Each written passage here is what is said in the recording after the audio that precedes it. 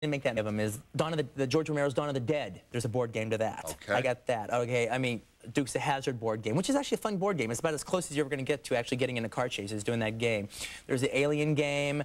I have the Patty Duke game, the I Dream of Jeannie game. No kidding.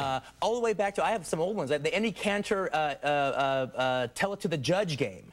That's going back, kid. Yeah, it's definitely an old one. Now, would this include games that are based upon like game shows? Like there's the Wheel of Fortune game, and there was the old, what was the one? Yeah, it was like and a lovely copy of Our Home game while you're at it. Yeah, exactly. But like, what was the one that Bud Collier used to do? You remember Beat the Clock? Oh, They had a. I remember we had this as kids, the Beat the Clock home game, where you'd set the clock and then you'd have to do some stupid trick, and my brother and I would play it and make our parents nuts. Would that qualify for what yours is? Yeah, no, that was because it's a whole different thing. All right, because those were tied in with that show to be specifically that. I've always liked the games where they like trying to work it into the movie. That's why, like, when I said, like, the remark about the Dukes of Hazzard game, it's like, you know, I mean, they try to recreate the show. The wildest game I have, as far as like just from like a weird standpoint, there's a Mr. T game. Okay, now the Mr. T game, what the object of this game, somebody at Milton Bradley must have been really busting a gut when they came up with this one, because what would you think the Mr. T game would be about, all right? What it is you're not Mr. T. You are part of Mr. T's entourage. And Mr. T is going to leave, he's got like something to do, and you're going to leave on a plane in the next hour. You have to run his errands for him. And whoever finishes those errands in a certain amount of time wins.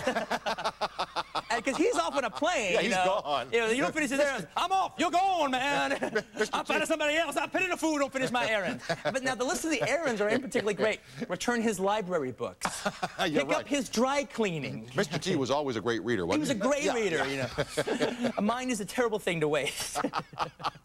Chris, a great question. Thank you for calling and thanks for watching. I love your movies. Thank you. Okay. Thanks, Chris. Thanks. Now, is there a Quentin Tarantino? Is there a Pulp Fiction board game?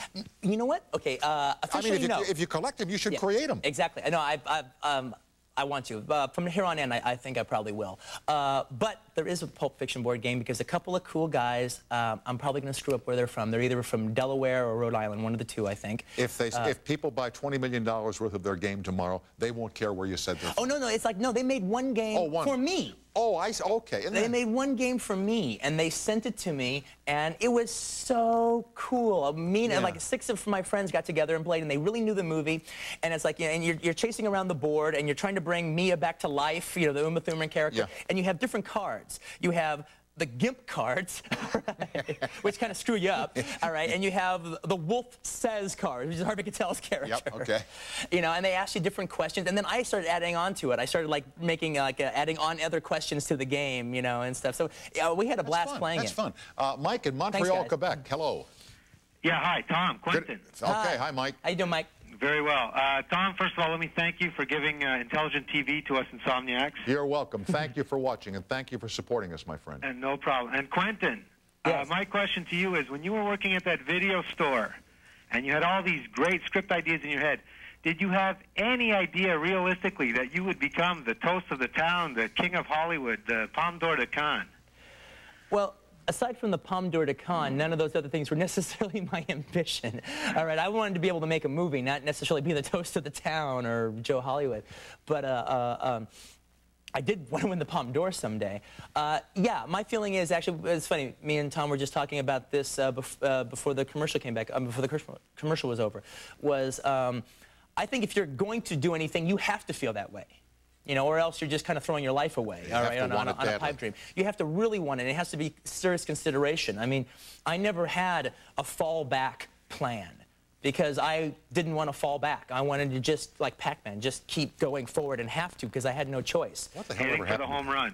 Yeah, well, thank you very much. Thanks for calling, Mike. No problem, Tom. Thank you. All right, have a good weekend. What happened to Pac-Man? Remember, it was in every bar in America? Yeah, it's, Miss Pac-Man is still in the bars. Yeah.